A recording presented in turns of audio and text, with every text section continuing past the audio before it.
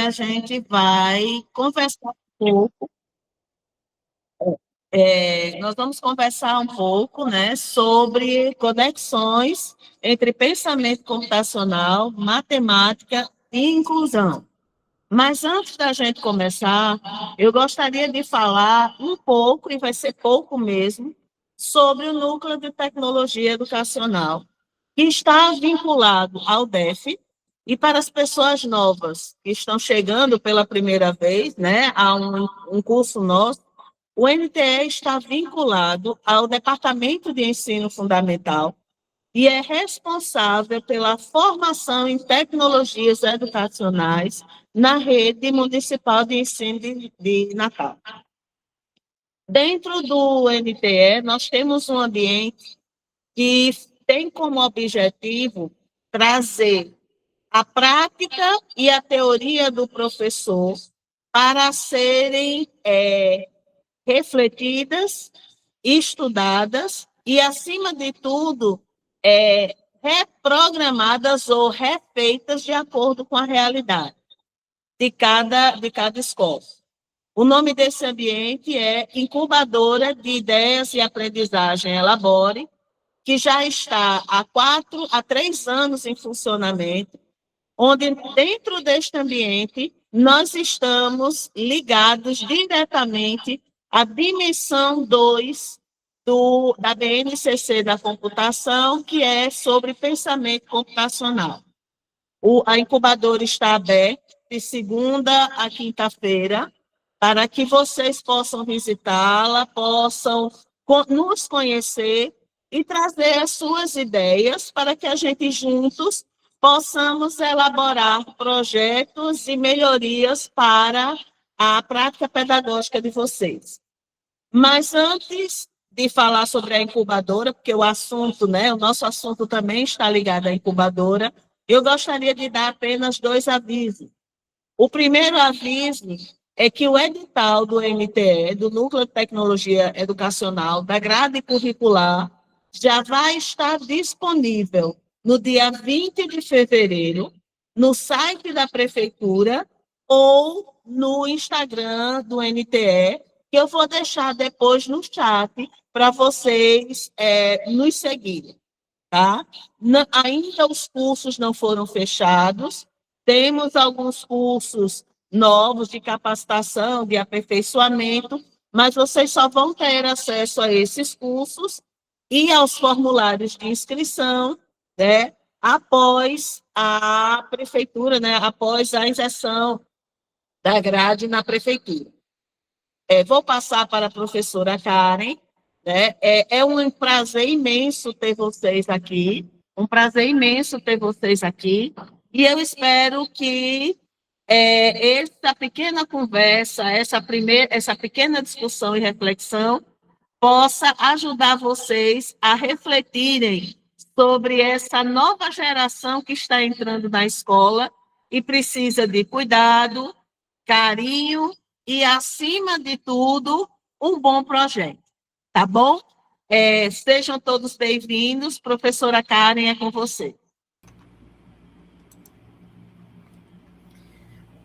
Olá, bom dia, sejam todos bem-vindos, né? É uma alegria estar aqui com vocês nesse espaço de diálogo, de construção coletiva, dentro da GENAT, que nos convida a refletir entre saberes e tecnologias, educação digital, inclusão e intervenção pedagógica. Então, essa temática me deixa muito à vontade, porque tem tudo a ver com minhas práticas pedagógicas e com a forma que eu acredito que a educação digital e inclusão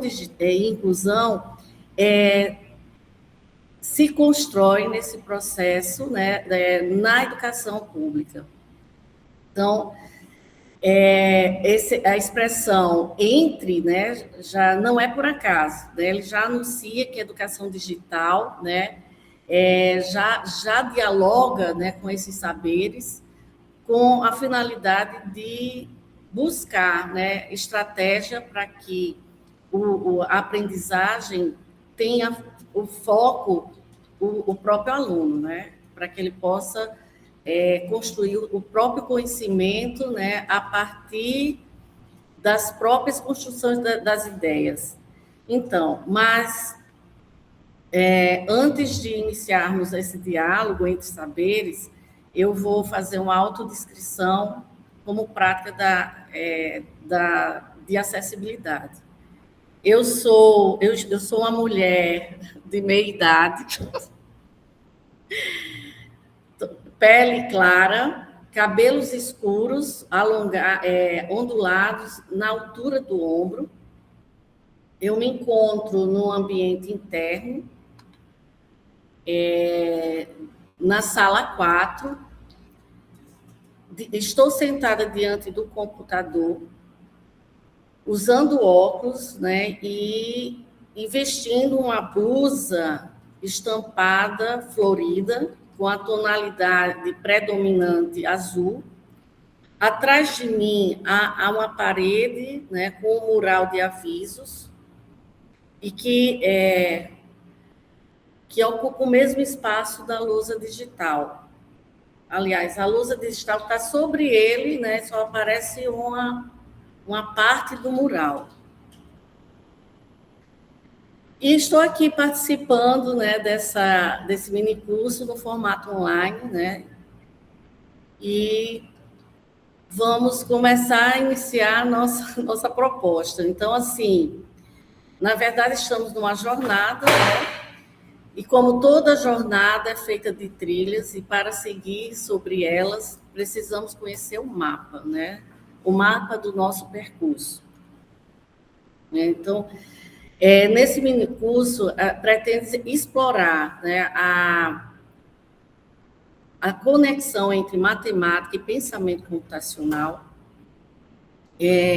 com foco nas práticas pedagógicas inclusivas e acessíveis, alinhada à BNCC.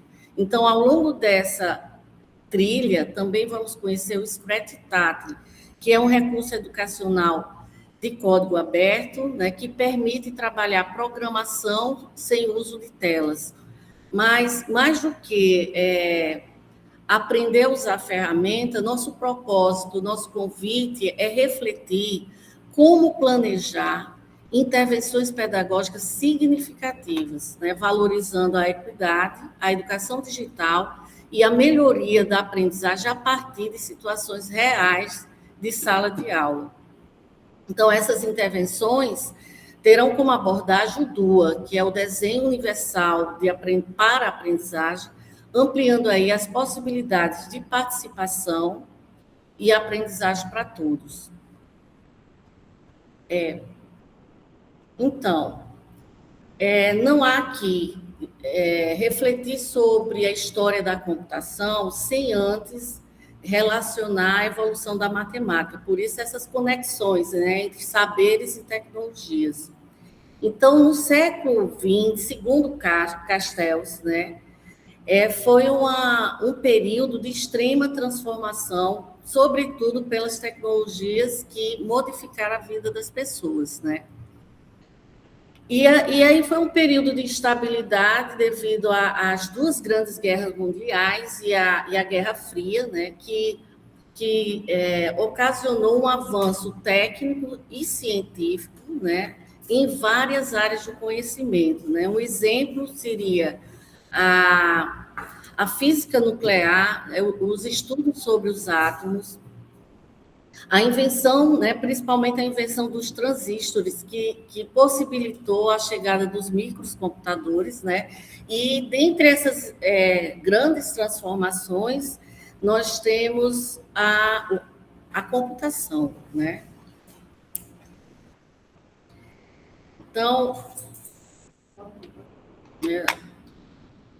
Então, nos anos 50, né, o uso do computador estava voltado para o armazenamento de dados e processamento de informação com fins militares e científicos. Mas já nos anos 60, né, começa aí a surgir uma mudança significativa da forma de pensar o computador. É nesse período, né, que Seymour Papert, matemático, cientista da computação, passa a enxergar o computador não apenas como máquina de cálculo, mas como uma máquina para pensar. Então, a partir dessa concepção, ele cria a linguagem logo, idealizando a educação mediada por computadores, em que o estudante aprende construindo, experimentando e refletindo sobre o que faz. Então, na década de 80, né, nós temos publicado aí o livro do Parker, Mindstorms, né, que literalmente quer dizer tempestades de mente, que quis dizer que tempestades da mente, né, que quer dizer uma transformação profunda na forma de pensar. Uma espécie de revolução mental que foi provocada pelo encontro entre crianças e computadores, no qual parte, né, nesse período, consolida essa visão do computador como ferramenta de construção do conhecimento e não apenas instrução. Então, por fim, na década de 90, com a popularização dos microcomputadores, a tecnologia passou a se aproximar das escolas. Então, esse período marcou a entrada da informática na educação, com a implantação dos laboratórios e distribuição dos computadores, possibilitando aí o diálogo entre tecnologias e práticas pedagógicas. Então, antes de seguir com a explicação, eu farei aqui a audiodescrição das imagens. A imagem na tela está dividida em duas partes.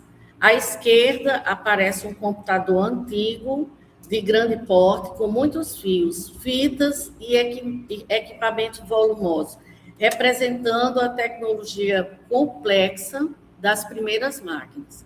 À direita, há duas mãos abertas, posicionadas como quem segura uma bola. Dentro dessas mãos, vê-se uma esfera com o desenho de uma tartaruga em seu interior. A tartaruga não é o objeto físico, mas um símbolo, representando a ideia da linguagem nova.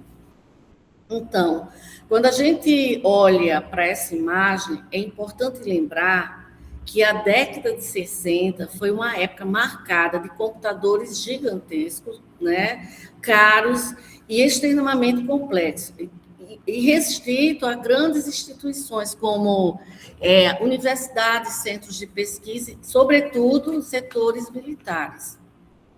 Então, é justamente, né, nesse cenário pouco acessível que surge, né, uma ideia revolucionária de um grupo de pesquisadores visionários, né, liderado por Parker, que começa a imaginar um jeito completamente novo, né, de interagir com a tecnologia, não como algo distante, intimidador, mas como ferramenta de exploração, criação e de aprendizagem.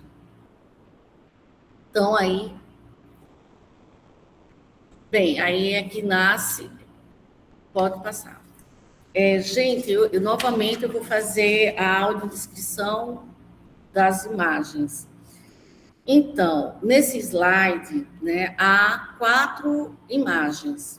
A primeira, à esquerda, é uma fotografia em preto e branco dos anos 60 e 70, de 2 crianças sentadas no chão, explorando um robô físico em formato de tartaruga. Criado por Simon Parker. A tartaruga é um pequeno robô arredondado, por se parecer com o formato de uma tartaruga, passou a se chamar tartaruga. Ele está posicionado no chão, ligado a uma caixa de controles com botões, usado para programar seus movimentos. Uma das crianças interage diretamente com a caixa de comandos, enquanto a outra observa o percurso do robô.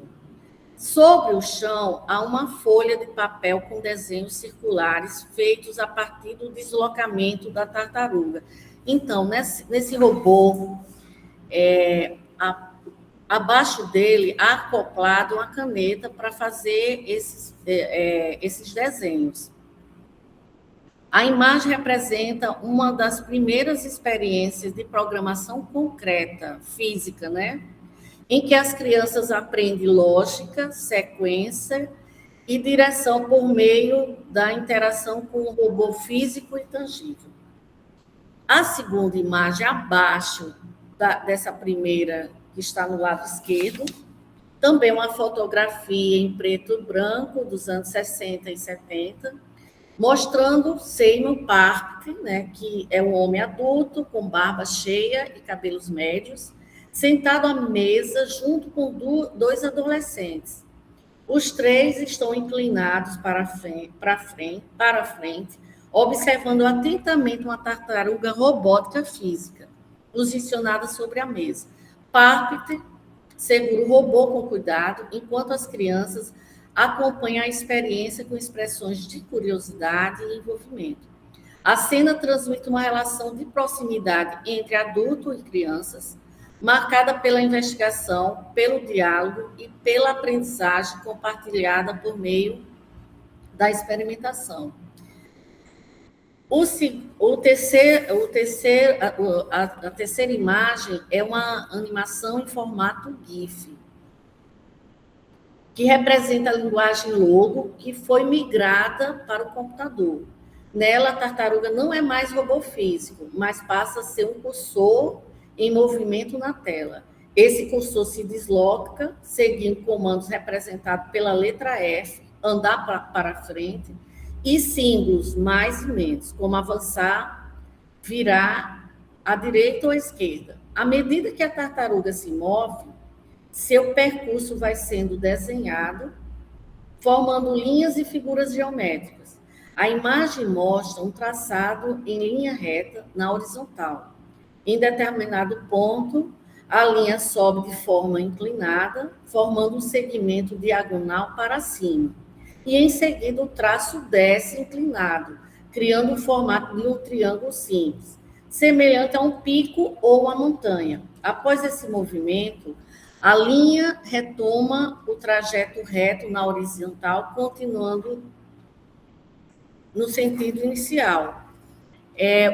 A segunda imagem é, na verdade, uma captura de tela do programa Logo, com o fundo rosa intenso. No centro da tela há um desenho geométrico em azul, por linhas curvas repetidas, lembrando uma flor. À esquerda aparecem os códigos de programação, como o comando repetir, ande para frente, vire à esquerda. E tem no centro da figura, há uma imagem que é uma pequena tartaruga verde, indica o ponto inicial do desenho. A imagem mostra como os comandos simples geram padrões complexos por meio da programação.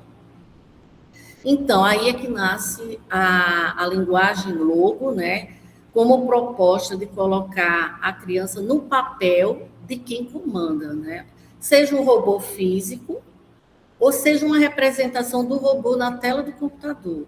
O que é importante saber é que, ao programar a tartaruga robótica ou a digital, a criança não está apenas desenhando caminhos, ela está organizando o pensamento, testando a hipótese e aprendendo pela ação. Pode passar.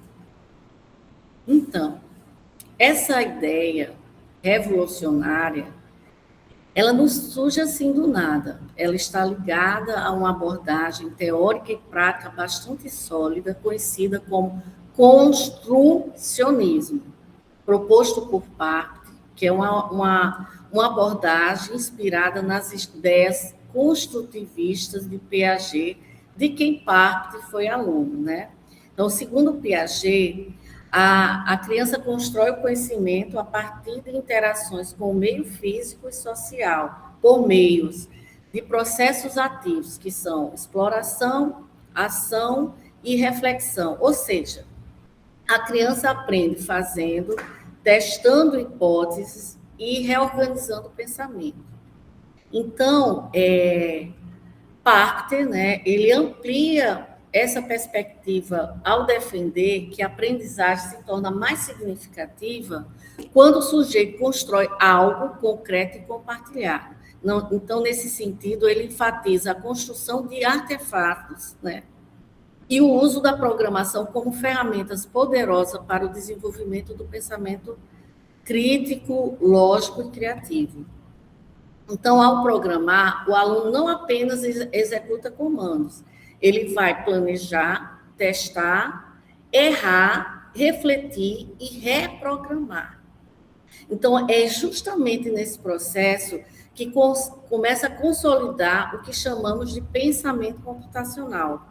Pensamento computacional nasce desse encontro entre a teoria construtivista de Piaget e a proposta construcionista de Parker, tendo a programação como meio e a aprendizagem como princípio. Podem passar. Então, chegamos nos anos 2000, né, no MIT Media Lab, com Mitchell Resnick, aluno de Parker e também colega de trabalho dentro do próprio MIT, ele vai dar continuidade às ideias de Parker, né? Que ele entendeu que aprender construindo precisava dialogar com duas grandes referências pedagógicas, tão conhecidas por nós, né? A primeira vem de Frederick Froebel, no século XIX, que foi um pedagogo alemão, fundador do primeiro jardim de infância do mundo, né? Ele estava preocupado com a educação de crianças menores de 6 anos.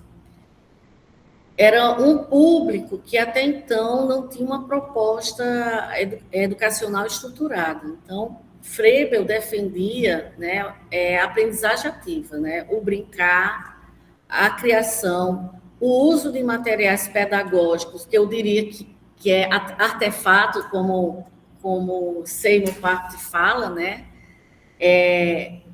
Como formas de expressão e desenvolvimento do raciocínio lógico e matemático. Pode passar. Então, Resnick, ele retoma essa ideia, né, de jardim de infância e propõe o Lifelong Kindergarten, né, entendendo que a filosofia do jardim de infância, de criar, brincar, experimentar e compartilhar, não deveria se limitar à infância, mas acompanhar o ser humano ao longo de toda a vida. Próximo. Então, a segunda referência, né, teórica é a do construcionismo, que a gente já comentou, que para Parker, aprender não é apenas produzir um objeto, mas pensar sobre o próprio processo de criação. Então, ao programar, montar ou testar uma ideia, né, a criança explica seu raciocínio, confronta hipóteses, identifica erros e reorganiza o pensamento. Isso foi visto lá na experiência dele com o robô físico. Então, próximo. Inspirado por essa ideia, né, Resnick desenvolve a linguagem Scratch, né, que é uma linguagem de programação gráfica, né, que é uma versão, né, atualizada da linguagem Logo, integrando, só com a diferença, ele integra programação com criação midiática, né? Então, o Scratch, ele amplia as possibilidades de expressão, né? É a mesma intenção de Froebel, né? Permitindo que as crianças, jovens e adultos aprendam a programar enquanto eles estão se expressando, criando histórias, jogos, animações e projetos autorais. Então, é nesse contexto que emerge a abordagem aprendizagem criativa, que foi defendida por Resnick que compreende, né, o processo de desenvolvimento do pensamento computacional dentro do que o autor denomina espiral da aprendizagem, composta pelos movimentos de imaginar, criar, brincar, compartilhar, refletir e imaginar novamente, né? Resnick entende que essa espiral, ela provoca, né, o pensamento computacional. Ela possibilita que o pensamento computacional seja usado, né, seja processado na ação. Então, nesse contexto, aprender programação não se reduz ao domínio técnico, mas se constitui como processo criativo, colaborativo e reflexivo, no qual o aprendiz constrói conhecimento ao experimentar, dialogar, ressignificar suas próprias ideias. Então, eu estou nervosa, gente.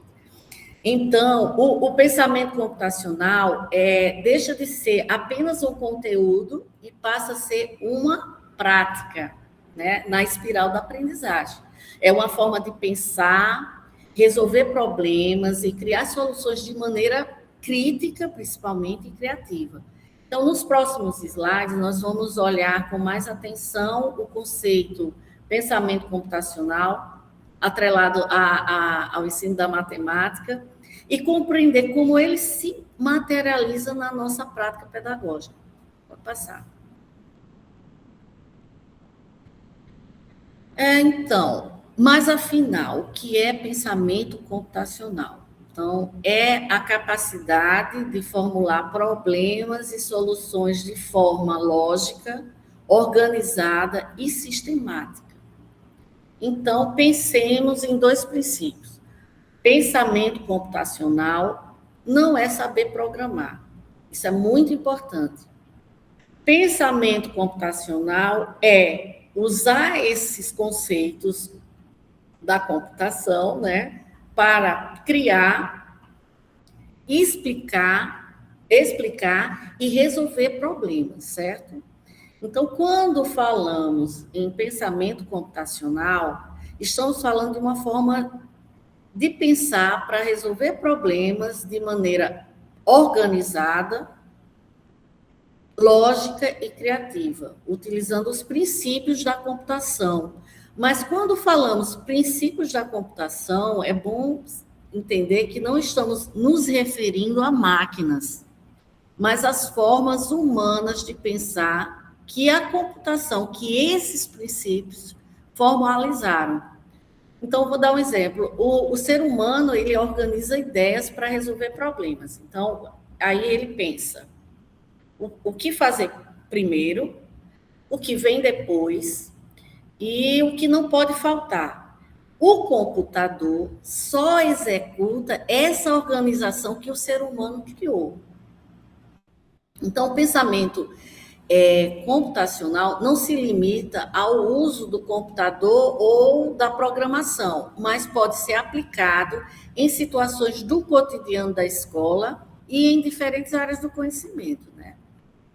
Então, quais sejam... Então, para isso que o pensamento computacional conta com uma espécie de caixa de ferramentas, né, que são os pilares do pensamento computacional. Eu já estou me perdendo aqui. Então, esses princípios, né, nos ajudam a compreender, analisar e resolver problemas, que chamamos de pilares, quais sejam decomposição, reconhecimento de padrões, abstração e algoritmo. Então, essa caixa de ferramentas, né, orienta o nosso raciocínio diante de um desafio. Então, eles ajudam,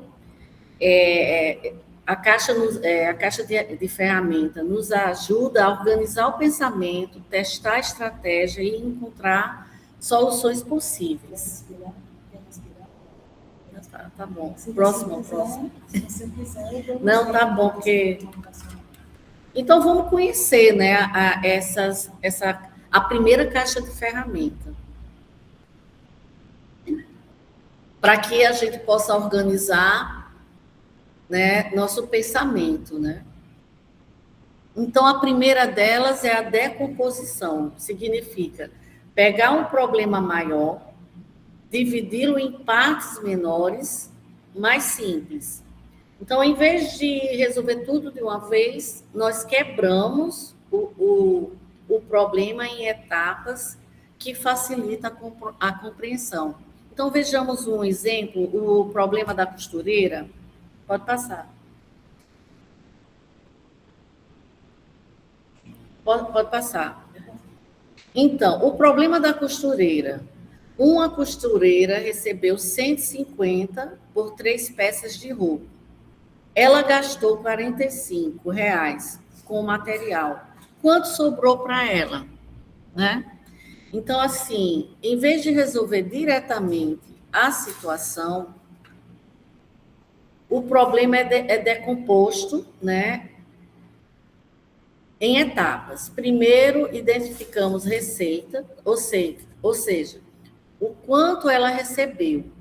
Depois, identificamos o gasto, aquilo que foi necessário pagar. E, em seguida, realizamos o cálculo, subtraindo o gasto da receita para chegar ao resultado final.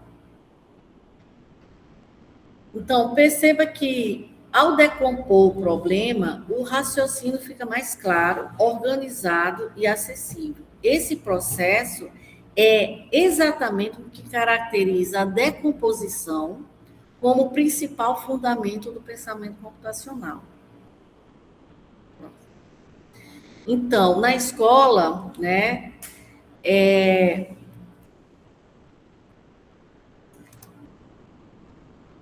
o aluno aprende, no processo de decomposição, o aluno aprende a separar informações e resolver por partes, compreendendo o problema antes do cálculo, que isso é importante.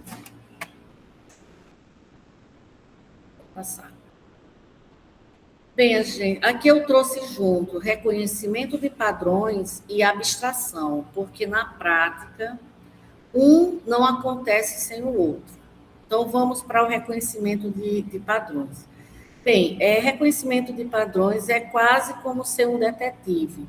É a habilidade de encontrar semelhanças nas coisas que se repetem, né? Como regras que se conectam ao nosso redor. E nosso cérebro, aliás, né, adora fazer isso naturalmente. Então, mas o que é mais legal que os padrões estão em toda parte, não só na matemática, como a sequência numérica, né? Mas nas rimas de um poema, nas cores do semáforo, né? E nos movimentos, nos nossos próprios movimentos, de pular, girar, virar. Pode passar. Então, uma vez que você reconhece os padrões, o próximo passo é a abstração, né? Que é focar nos aspectos essenciais de um problema, né? Ignorando os detalhes irrelevantes para a solução. Então, vejamos aí um exemplo. Eu acho que sim. Um exemplo João foi à feira com sua mãe. Eles compraram 2 quilos de maçãs a R$ 5,00 o quilo e 1 quilo de bananas a R$ 4,00 o quilo. A feira estava cheia, fazia calor e João estava com fome. Quanto foi gasto ao todo na compra? Então, para abstrair, o aluno precisa identificar o que é essencial e o que é irrelevante. Isso vai depender do que o enunciado pede. Mas vamos usar, para resolver esse problema, os 4 pilares da computação, que é a nossa caixa de ferramentas. A minha caixa de ferramentas está fraquinha hoje. Vamos lá. Então, o primeiro passo, né? Qual é a primeira ferramenta que a gente vai usar? É a decomposição, né? Para resolver esse problemão aí. Primeiro passo é decompor esse enunciado, importante, que é quebrar o problema em partes menores para tornar mais compreensível, né, o problema. Então, vejamos. Ao decompor o problema, nós teremos aí os personagens, que são João e a mãe de João.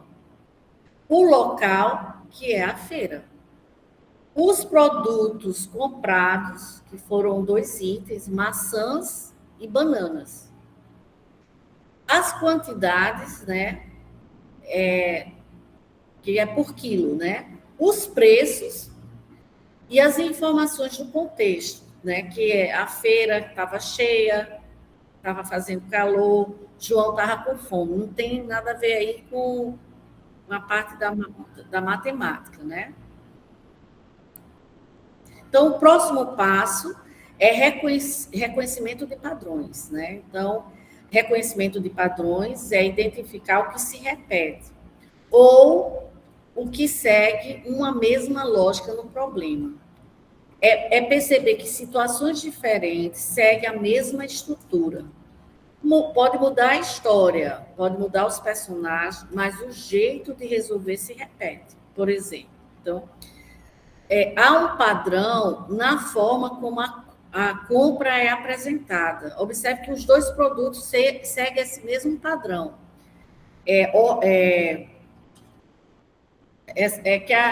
Um padrão organizado, né? Que é produto, quantidade, preço por quilo. Então, eu posso até mudar os itens, né? Posso colocar tomates, arroz ou laranja, mas a estrutura do problema se mantém. O formato se repete. Da mesma forma, em relação à matemática, segue o mesmo padrão para ambos os produtos. A quantidade vezes o preço, que é igual ao valor com o produto gasto. Então, isso é reconhecimento de padrões, que nos ajuda a abstrair e compreender o problema para além dos números, né? Então, o reconhecimento de padrão vai nos ajudar a fazer a seleção do que importa do que não importa, né? Próximo. E na abstração, gente. Então, pensa aí na abstração como se fosse um filtro que tira todo o excesso da informação, né? E ajuda a gente a focar naquilo que é essencial para resolver o problema. Por exemplo, na hora de calcular uma conta na feira, o que mais importa? Né? Então, o que importa, né,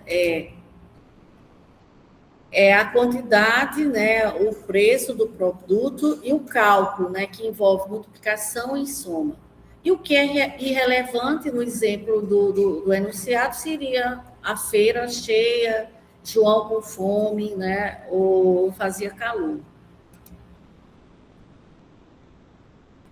Próximo. Ok, né? Já dividimos o problema, já filtramos as informações e agora precisamos de um plano de ação. Eu não vou mais usar o problema da feira, né? Vamos falar mais agora, direcionar sobre o algoritmo, né? Então, plano de ação é algoritmos. É pensar o algoritmo como se fosse uma receita de bolo. Então, é uma sequência ordenada de passos claros e bem definidos para resolver um problema ou realizar uma tarefa do começo ao fim. Então, esse processo pode ser uma coisa super simples, do tipo fazer um suco, né? Mas aí é que está o segredo, né? Por exemplo, se errar a sequência, o resultado não vai ser o mesmo. Por exemplo, se eu esqueço o passo 4 de fazer suco, eu não vou ter o suco, né? Porque eu não misturei a água com o suco, né? com o pozinho, né? Eu acho que essa receita de suco é de que suco. Então, o aluno vai entender que a ordem dos passos importam, né? Importa, desculpa aí, a ordem dos passos importa. Se inverter, o resultado muda. Essa é a lógica, né? Então, é por isso que é importante ensinar algoritmos. O foco muda, deixa de ser só encontrar resposta certa e passa a entender o processo, né, para chegar em qualquer resposta. Então, próximo. Então, por que trabalhar algoritmos na educação matemática? Então, porque algoritmos não são apenas regras ou passos mecânicos para chegar a uma resposta certa. Eles são formas de organizar o pensamento. Foquem nisso, pessoal. Quando trabalhamos algoritmos, estamos ensinando o estudante a pensar de maneira estruturada, a compreender que toda ação tem uma sequência e que essa sequência tem que fazer sentido. Então, por que trabalhar algoritmo na educação? Porque é preciso que o estudante compreenda a lógica por trás das operações. Vejamos essa primeira afirmação. Ao invés de decorar procedimentos, o aluno passa a entender por que uma operação funciona daquele jeito. Por exemplo, quando a gente faz uma subtração como 42 menos 18, muitas crianças, né, têm um macete, né? Empresta um, vai um, pega emprestado da casa ao lado. Mas esse macete, costuma virar um truque decorado, sem compreensão.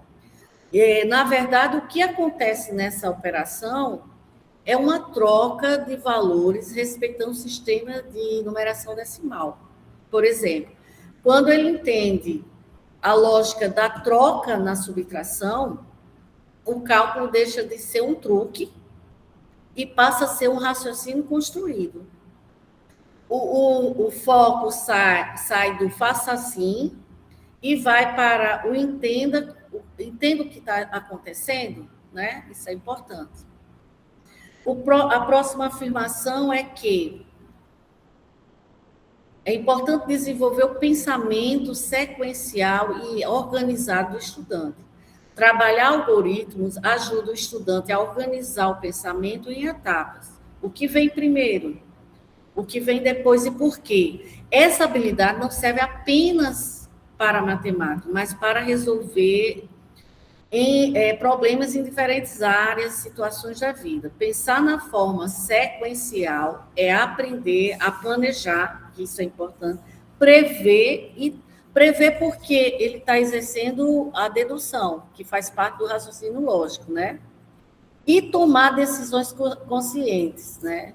Então, essa tomada de decisão já vai refletir no pensamento indutivo, que ele vai começar a criar regras para resolver o problema. Mas vamos lá. Continua aí. O próximo é construir autonomia na resolução de problemas. Quando o aluno compreende o processo, ele não vai depender mais exclusivamente do professor ou do modelo pronto, né? Ele pode ser um tutorial, por exemplo. Ele passa a ter repertório para escolher estratégia, que isso é mais importante. Repertório para escolher estratégia, testar caminhos e corrigir erros. Isso fortalece a autonomia e a confiança, pois ele sabe como pensar diante de um problema novo. O quarto, né? Explicar como pensou, isso é importante. Não apenas apresentar o resultado. É mais importante do que acertar a conta, né? Conseguir explicar o caminho percorrido. Então, o estudante, ao verbalizar seu raciocínio, ele consolida a aprendizagem, desenvolve a argumentação e torna o pensamento visível, principalmente para o professor. O erro deixa de ser fracasso e passa a ser parte do processo de reflexão e ajuste do algoritmo. Então, gente, tudo isso nos ajuda a entender que algoritmos não pertencem ao papel, né?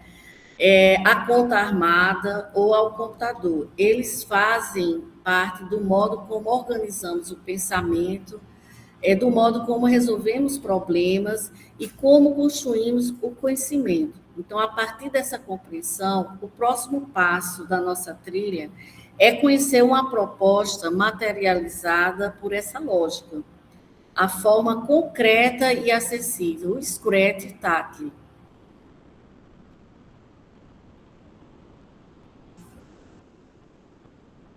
Bem, gente, o Scratch tátil, que significa tátil, né? É um projeto de código aberto, desenvolvido na Espanha, né? Ela é uma versão física e acessível do Scratch, projetada para ensinar programação de forma intuitiva e sem a necessidade de telas.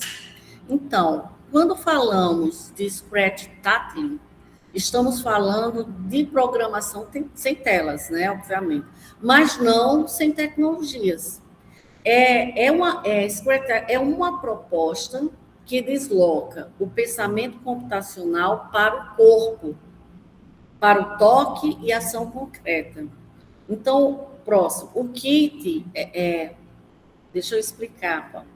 O kit desse recurso é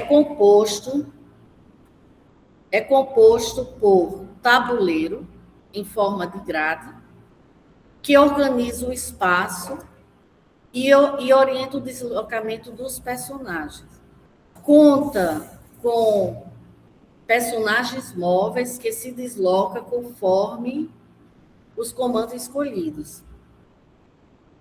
Além disso, né, o kit inclui blocos de programação táteis, inspirado no Scratch Júnior, né, com setas que indicam movimentos para a direita, esquerda, para a frente, para subir e para descer.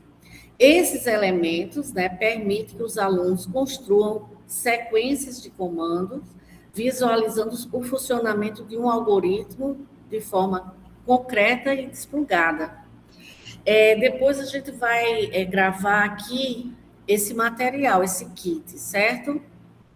Mas vamos lá. Próximo.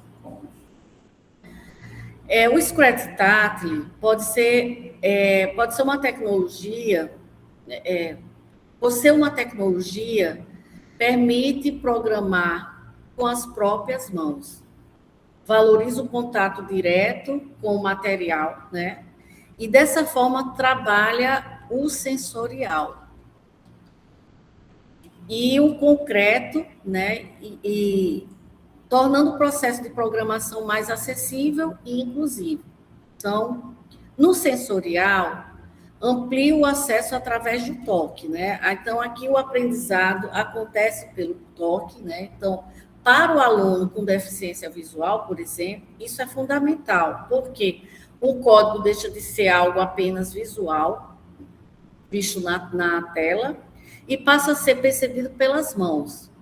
Ele sente a sequência, reconhece formas, orientações e posições, construindo aí o raciocínio lógico de forma autônoma, sem depender da mediação constante de alguém que enxerga.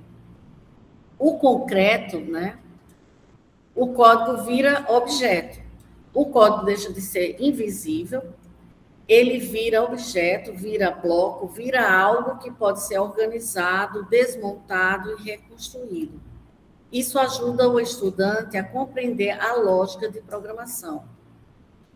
O acessível, né, ideal para as escolas com poucos recursos, o que torna possível trabalhar o pensamento computacional, mesmo em contextos com poucos recursos tecnológicos. Pode passar. Então, além disso, o Scratch, como ele é um recurso de código aberto, né, permite que a gente faça adaptações, criações autorais e compartilhamento de ideias entre professores. Então, como exemplo, eu trouxe para compartilhar com vocês, eu trouxe uma experiência desenvolvida aqui na incubadora durante a mentoria Scratch Tati com a professora de matemática Poliana da Escola Veríssimo de Melo e o professor Marcos do ensino religioso. Eles da escola. Então, eles iniciaram o processo né, na incubadora, né, produzindo o próprio kit, porque a gente não tinha disponível esse kit do Scratch Tati, né? Então, eles mesmos produziram o próprio kit e elaboraram as ideias pedagógicas, né? Nós vamos conhecer Pode passar. O projeto, né, Pode passar. O projeto que é Programação Desplugada, a Jornada de Cleópatra até as Pirâmides, desenvolvido na Escola Municipal Veríssimo de Melo, para os alunos do 6º ano. Então, antes de detalhar os pontos, né, assim, do trabalho, é importante destacar que esse projeto ele foi pensado como uma experiência interdisciplinar, lúdica, que utiliza a gamificação e a programação desplugada para desenvolver o pensamento computacional e o raciocínio lógico e trabalho em equipe. Eu não estou... Pronto. A mecânica, o objetivo e a mecânica é integrar a cultura egípcia e a gamificação para desenvolver o quê? O pensamento computacional, certo? Sem usar os computadores. A interdisciplinaridade, enquanto os alunos utilizam conceitos de programação como sequência, condicionais e repetição, eles precisam resolver desafios matemáticos, né? Como soma, subtração, divisão, para avançar na jornada. E o foco pedagógico é que a proposta conecta matemática, história e linguagem. E também pode-se trabalhar ensino religioso, estimulando o raciocínio lógico e o trabalho em equipe. Pode passar. Então, foi trabalhado os 4 pilares da computação, né? Eles usaram a caixa de ferramentas, né, com seus alunos. Então, nesse jogo, a decomposição foi utilizada para que o aluno separe o trajeto até a pirâmide em pequenos passos. Primeiro, ele pensa no trajeto inicial, depois na chegada à pirâmide. Reconhecimento de padrões no jogo, ele identifica padrões nos movimentos, como andar 3 passos e girar. Entende que certas sequências se repetem. Pode passar. Já na abstração, que é focar no essencial, o aluno aprende a deixar de lado a decoração do tabuleiro para resolver apenas a grade, né, para observar, aliás, a grade, né, o posicionamento dos personagens e, principalmente, os obstáculos. Então, o algoritmo é o passo a passo, né? Então, no Scratch, aparece na sequência física dos blocos, como a seta que vai para a direita, depois para a esquerda, para poder chegar à pirâmide. Então, nesse estudo de caso, né, uniu programação desplugada, história e matemática em uma narrativa inspirada na cultura egípcia. Pode passar. Então, gente, essa proposta, né, integrou o pensamento computacional, né, na programação, né, tornando-se, pensando a programação como meio para compreender conceitos matemáticos de forma ativa e investigativa. Então, vejamos.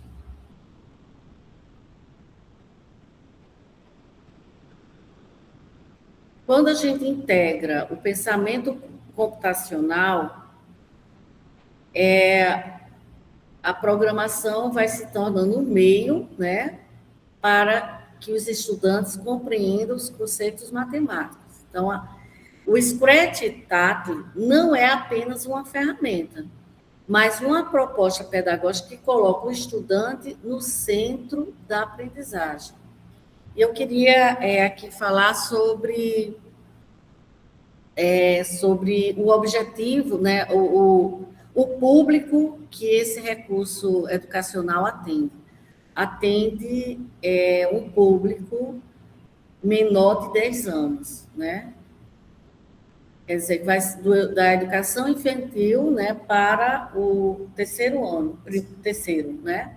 Mas que é possível, né, como é um código aberto, né, ele pode ser adaptado, né, reformulado e até pensar em novos designs do próprio tabuleiro para crianças maiores, como foi o caso da professora de matemática, que ela fez isso para os alunos do 6º ano, certo? Então, ao manipular, testar, errar e reorganizar, o aluno aprende fazendo e desenvolve o pensamento computacional de forma concreta. Pode passar. Mas é importante, né? Nenhuma ferramenta ensina sozinha. O que torna o Scratch Tátil uma aprendizagem é a intervenção pedagógica do professor. É a mediação intencional que dá sentido às experiências vividas pelos estudantes, certo?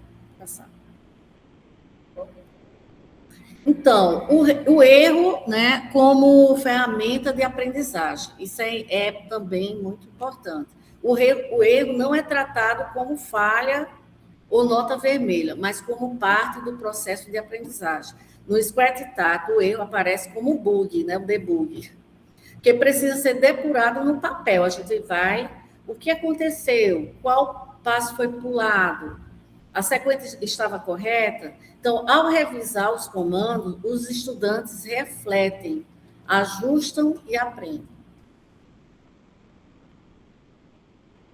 Pode passar. Então, vamos então pensar a intervenção pedagógica como um algoritmo pedagógico, né? Ele acontece em etapas intencionais, primeiro explorando, apresentando e provocando novos conceitos, né? Os novos conceitos, depois aprofundamos, aumentamos, né, a complexidade e, por fim, sistematizamos, consolidando o que foi aprendido, né? Assim, a aula deixa de ser uma sequência rígida, né, de conteúdos e passa a ser um conjunto de decisões pedagógicas que elas possam ser conscientes e guiadas principalmente pelos objetivos de aprendizagem. Então, é um algoritmo, né, que é flexível, que respeita os diferentes ritmos e formas de aprender, em que o professor observa, media e reorganiza o percurso para que todos consigam avançar. Próximo.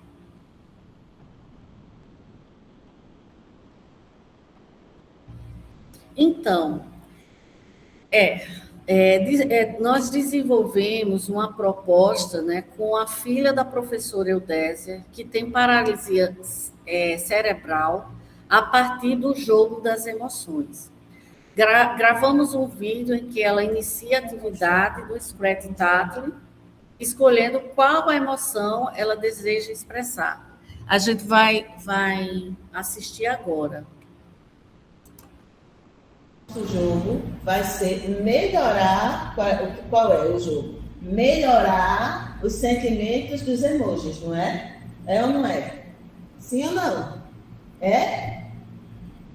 É, então vamos lá. A gente fez toda a programação, a gente vai começar subindo para chegar no na pessoa que no emoji com raiva. Como é que é a cara do emoji com raiva? Isso. Aí a gente vai dizer o quê? Ó, como é que a gente diz? Ó, olá. Depois a gente vai para a esquerda, anda 2 vezes para a esquerda, não tem sempre, tá? É 2 vezes à esquerda, depois vai descer e vai encontrar quem está chorando. Aí você vai dizer o quê? Vai fazer o quê para quem está chorando? Vai mandar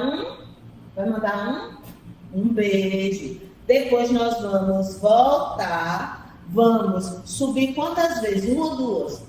1 ou 2 que a gente vai subir? 2, e depois vai virar para a esquerda. Quantas vezes? 2 ou 1? 1, e vai chegar no emoji do sorriso. Vai chegar no emoji do sorriso e vai dizer o quê? Cheguei. Muito bem, vamos começar? Vamos começar? Então vamos lá. Liguei. Vamos subir. 1 vez. Chegamos perto do emoji com raiva. Como é que é a cara do emoji com raiva? Então você faz o quê? Ó, o que é que você diz para ele? Ó, olá. Depois agora a gente vai virar para a esquerda. Vamos andar quantas vezes? 1 ou 2? Mostra aí com os dedos. Você vai andar 1 ou 2? 1 só ou 2? 2, tá certo. Então vamos andar aqui, ó. 1 e 2. Agora nós vamos virar para baixo e vamos andar agora quantas vezes? 1. Pronto. Quando eu cheguei, ó, no emoji que está chorando. No emoji que está chorando. O que é que a gente vai dizer para ele? Vai fazer o que para ele? Mostra para a mamãe. Como é que você vai mostrar para ele? Um beijo. Isso, aí ele melhorou. A gente agora vai voltar. Quando voltar, você disse que a gente vai subir. Quantas vezes a gente vai subir? 1 ou 2? 2, então vamos lá. 1, 2. Agora você disse que a gente vai para a esquerda. Quando a gente vai para a esquerda, quantas vezes a gente vai andar? Quantas vezes a gente vai andar? 1. Pronto, virou para a esquerda, vai 1. Chegamos no emoji com alegria. O que é que você vai dizer para o emoji com alegria? Cheguei. Muito bem, bate. Quem gostou? Quem foi que gostou? E quem foi que filmou? Karen, muito bem! A montagem desse mini-jogo, ele foi bastante, não foi tão complexo, mas também não foi tão simples, né? Primeiro a gente escolheu os emojis, a gente tem uma caixa de emojis aqui e a gente escolheu os emojis que ela queria trabalhar. Então, devido a questão dela, de alguns sentimentos que ela não gosta, que é exatamente o sentimento da pessoa muito com raiva, a pessoa chorando muito, a gente decidiu trabalhar a questão de como melhorar a vida dessas pessoas que estão com raiva e que estão tristes. Então, toda a programação foi feita em cima de Ana Cláudia saindo no emoji, né? O emoji de Ana Cláudia, o avatar de Ana Cláudia saindo, melhorando os sentimentos daquelas outras pessoas. Então, foi uma programação bastante simples, onde ela interagiu bem, né? Principalmente colocando a questão das quantidades, né? Algumas vezes questionando por que não outra coisa, mas foi bastante interativo e interessante. Volta lá para... Colegas, o trabalho de vocês merece ser publicado para divulgar que o Scratch pode ser utilizado como ferramenta pedagógica em sala de aula.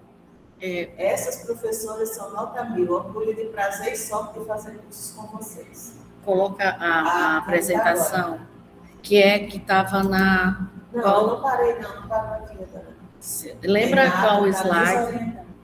Sim. Tá, pode continuar. Bem, pessoal, essa experiência... Não, depois, só um minuto. Essa experiência mostra que, nesse contexto, né, Volte lá para a Aninha.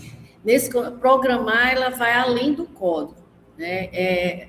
Programar é também comunicar, sentir e se expressar, criando possibilidades de participação, autonomia e voz, né? Então, o Scratch tátil vai além da aprendizagem de conceitos computacionais e se constitui como uma ferramenta de inclusão. Por isso que eu trago o diálogo entre saberes, né? Pensamento computacional e inclusão, dando voz, escolha e protagonismo a todos, né? Respeitando as singularidades que vocês perceberam aí, né? Que ela, né, como sendo uma pessoa com deficiência, não teve a chance, né? Teve o acesso a expressar seu desejo, né? A buscar, a dar voz, né, aos seus sentimentos. Pode passar.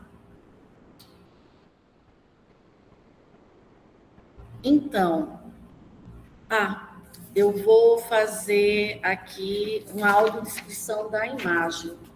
Deixa eu ver. A audiodescrição dessa imagem aí. O slide tem fundo claro e o título na parte superior diz equidade. Aprender com todos os sentidos. No centro da imagem aparecem 3 personagens do Scratch, todos no formato de gatinhos laranjas, com aparência amigável e infantil. À esquerda há um gatinho com fone de ouvido, representando um aluno com deficiência auditiva. No centro, há um gatinho sentado em uma cadeira de rodas verdes, com os braços abertos, representando o aluno cadeirante. À direita, há um gatinho usando óculos escuros e segurando uma bengala branca, representando um aluno com deficiência visual. Abaixo das imagens, aparece o texto Design Universal para Aprendizagem, DUA. Na parte inferior do slide, há 2 blocos de texto. O primeiro traz o título Múltiplas formas de representação e lista visual, tátil e sinestésico. O segundo bloco traz o título Inclusão Real. Informa que a proposta atende o aluno cego, o aluno com TDAH e o aluno típico, né? Então, gente, a palavra de ordem é equidade, né? É importante saber que equidade não é igualdade. Igualdade parte da ideia de que somos todos iguais, e não somos. Somos diferentes socialmente, economicamente, culturalmente, cognitivamente, emocionalmente, né? E, sobretudo, ninguém aprende da mesma forma. Né? Isso é a realidade, né? A gente precisa saber. Então, como ninguém aprende da mesma forma, né, as diferenças já fazem parte da aprendizagem.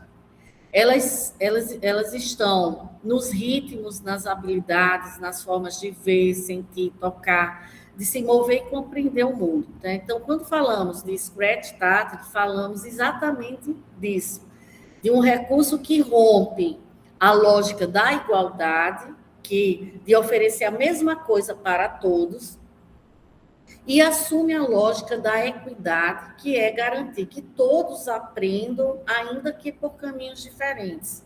Então, esse slide traz como mensagem central aprender com todos os sentidos. Os personagens do Scratch representam essa diversidade.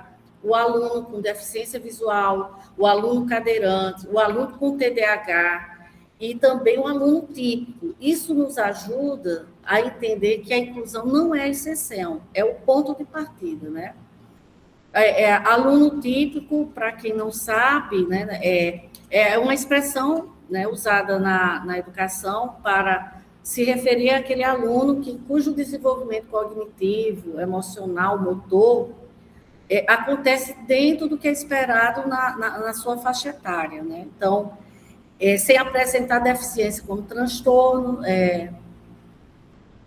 ou necessidades especiais mais específicas. Então, É aqui, gente. Vocês lembram da nossa trilha no início da nossa fala? A trilha Scrattat, a próxima seria a intervenções pedagógicas e o DUA, pois é aqui que entra o desenho universal para a aprendizagem, né? O DUA, né? DUA nos convida a pensar em intervenções pedagógicas que ofereçam múltiplas formas de representação visual, tato, sinestésica, para que o conhecimento não fique restrito a um único canal, né? Então, quando planejamos assim, não estamos adaptando depois. Estamos projetando desde o início para a diversidade real da sala de aula. Então, portanto, o Scrattat não é apenas uma tecnologia assistiva. Ela é uma expressão concreta do DUA em ação, um posicionamento político do nosso fazer pedagógico, que é ensinar com equidade, respeitando as diferenças e garantindo o direito de aprender de todos. Então, DUA é uma abordagem pedagógica transformadora que reconhece a diversidade como ponto de partida para o planejamento educacional. Ou seja, é uma estrutura que transforma a forma como pensamos o ensino. Pode passar.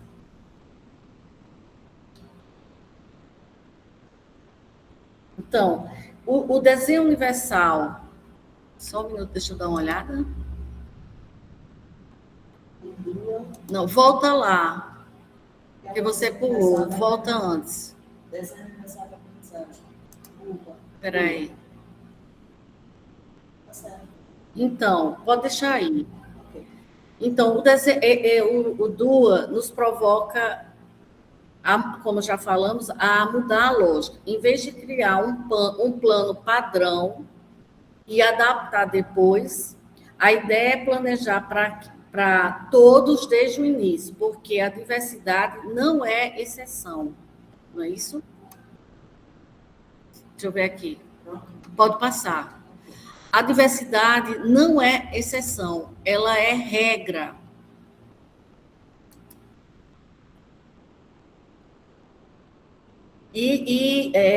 Quando a adaptação só vem depois, geralmente é porque algo deu errado. O aluno não acompanhou, não participou, não aprendeu e não permaneceu. Então, aí a adaptação vira remendo. Isso é muito ruim. E muitas vezes o problema não está no aluno, mas em como a proposta foi pensada. E o DUA rompe com essa lógica do depois. Ele convida a planejar antes, considerando diferentes formas de aprender, interagir e participar. Então, planejar com equidade não é excesso de cuidado, é uma escolha pedagógica, ela é ética e política, para garantir que ninguém precise fracassar primeiro, para só então ser incluído. Agora pode passar. Então, por que o DUA é chamado desenho universal? O termo foi criado por um arquiteto, né, americano, Ronald D. Massey, nos anos 80. Ele propôs que prédios e espaços públicos fossem projetados para serem acessíveis a todas as pessoas, desde o princípio, desde a concepção do projeto, não como adaptação posterior. Então pense, como eu coloquei aí na figura, né? Pense em rampas de acesso. Quando ela está incluída desde o projeto original, ela vai beneficiar pessoas em cadeiras de rodas, carrinhos de bebê, malas e bicicletas, e todos os demais, né? Então, o desenho universal aplica a mesma filosofia para a aprendizagem, né? Então, ela se organiza em 3 princípios. Na aprendizagem, né, ela vai se organizar em 3 princípios. Eu estou no tempo? Estou. Tá, assim. Próximo. Pronto. Então, e cada princípio desse responde a uma pergunta essencial do processo educativo. Então, são elas. Engajamento. Por que aprender? O princípio, né, reconhece que o estudante se engaja por razões diferentes. Alguns são motivados por desafios, outros por trabalho colaborativo e alguns, né, por conexões e interesses pessoais. Pode passar. Não, essa daí. Representação. Representação, o que aprender? Trata de como apresentamos informações e conteúdos. Não existe uma forma única de participação ou compreensão que funcione para todos. O professor pode, sim, disponibilizar informações em formatos variados, como textuais, em áudio, imagem, gráfico e o uso de legenda, por exemplo. Olha, quando o aluno, né, estudante, é surdo, acessa um áudio com legendas, ou um estudante com dislexia ouve um texto, nós estamos aí aplicando a representação múltipla, que é o princípio do DUA, certo? O princípio ação e expressão é como aprender. Significa saber como o estudante navega em ambientes de aprendizagem e como ele demonstra o que aprendeu. Alguns expressam melhor escrevendo, né? Outros falando e outros ainda criando e construindo e experimentando, né? Então, é a partir desses 3 princípios que pensamos as intervenções pedagógicas, né? Garantindo que todos os estudantes tenham acesso, participação e possibilidades reais de aprendizagem. Próximo. Karen, uma pergunta. Sim. Se Diana Pinheiro, ainda ligado à questão passada, certo? Para elaborar um spread técnico para uma criança autista que ama telas, posso utilizar algo que remeta o celular? Sim, sim. Podem usar o Make, né? O Make uma plaquinha, né, que permite a comunicação entre o mundo digital e físico. Pode sim. Ok? Pode ir próximo. Bem, gente, eu vou até... só um minutinho. Eu esqueci de fazer a audiodescrição dessa... Mas já tempo, né? Espera aí. A audiodescrição dessa tela desse slide. Esse slide tem como título, né, na parte superior, Entre Saberes, Tecnologias e Inclusão. Né? A gente vai trazer esse diálogo, né, para a gente fechar. A gente está na parte de intervenções pedagógicas, certo? E abaixo desse título há 3 colunas. A primeira está escrito Educação Digital com Sentido, a segunda, Inclusão como Princípio Inegociável, e a terceira, Respeito aos Ritmos, Formas de Expressão e Experiência. Bem, esse último slide, nós já estamos terminando, sintetiza sintetiza a ideia de intervenção pedagógica que atravessou todo o mini curso, quando articulando saberes, tecnologias e inclusão, né? Então, a educação digital, ela deixa de ser apenas o uso de ferramentas e passa a ganhar sentido pedagógico. Nosso objetivo final é justamente esse, oferecer diferentes caminhos para aprender, respeitando os ritmos, formas de expressão e as experiências de cada estudante. Então, é nessa diversidade de percursos que a aprendizagem se torna mais significativa e, sobretudo, mais humana. E aí eu gostaria, gente, de compartilhar com vocês, que a Eudésia vai mostrar, mais 2 projetos que a gente desenvolveu com a professora Charla, da escola Ulisses de Góes, para a turma de EJA, e a professora Damiana, da escola São José. Bora lá? Mostra aí. Bem, será que dá para ficar aqui? Como eu falei, a gente não tinha disponível o kit do Spread Tátil. O kit original, ele veio da Espanha. Dá para filmar? É esse aí, deixa eu ver. Eu não estou vendo, não. Espera aí. Vocês estão vendo? Sim. Pronto. O kit original, gente, vai mais para... É esse aí, que veio da Espanha, certo? Que é composto de 2 tabuleiros, um maior e um mediano, né? Esses tabuleiros, eles podem ser encaixados para aumentar o tabuleiro, que é bem interessante. E tem os bloquinhos, mostra aí os blocos de comando. Tá vendo? Tem os personagens, né? Que nesse kit só veio um personagem, que é o personagem do gatinho com deficiência visual. E esse daí não é do kit, esse que eu Eudésia está mostrando. Foi uma professora que fez, né, que pediu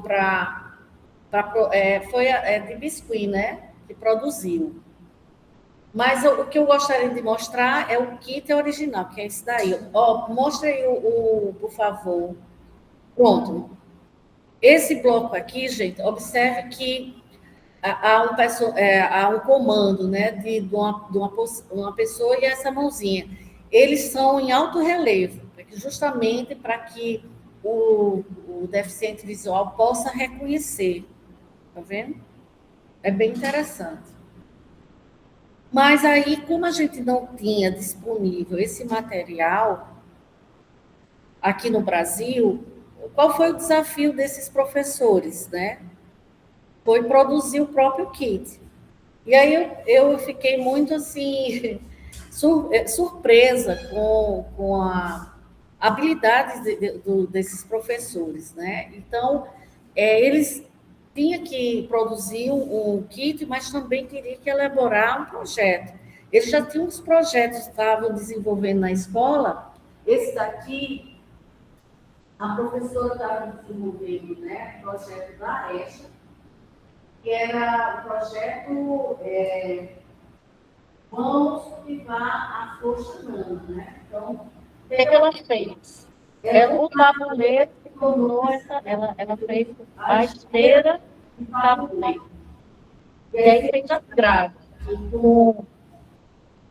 Eu acho que é papel contato, não sei o que ela fez. Colocou aqui no cenário a flor chamando. É a professora Chava. E o que é mais engraçado, né?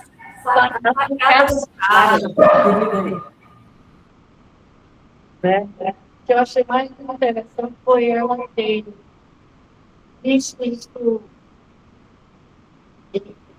material, na verdade, é um material pedagógico de alfabetização. Aí, o que ela fez? Ela substituiu, né, acho que é uma numeração e a letra, e colocou os comandos, porque aqui se encaixa perfeitamente como o encaixe de letra, para fazer a sequência aqui dos comandos no jogo. E o projeto da professora Damiana, que foi desenvolvido na Escola Municipal São José, aqui foi do Ulisses de Góes. E aqui esse projeto foi para o terceiro ano. Repovoar e preservar a vegetação do morro do Café. Então, ela colocou aqui como cenário a, a comunidade da Vila de Ponta Negra, né? Dos alunos, que a maioria dos alunos é dessa comunidade, e conscientizando, né, sobre a importância de preservação, principalmente do Morro do Careca. Aí também, né, tem essa grade para quê? Para que onde a criança estiver, né, possa chegar aqui no Morro de Ponta Negra. Também no comando, como elas estavam no trabalho em grupo, um ajudou a outra. E aí, formou-se esse projeto usando o recurso educacional. Veja aí, se tem um último slide. Pronto.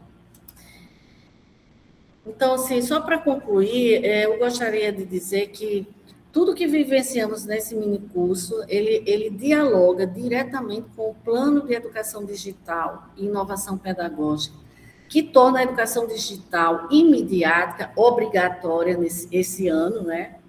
Então, as propostas desenvolvidas aqui fortalecem práticas pedagógicas intencionais, inclusivas e significativas, alinhadas à formação docente, principalmente nessa parte da educação, de formação continuada.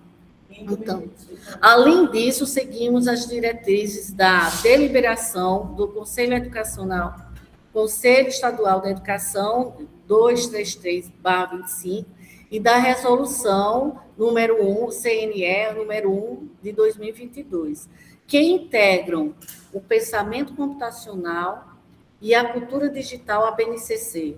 Ou seja, este minicurso mostra na prática que essas políticas não ficam só no papel, elas acontecem na sala de aula.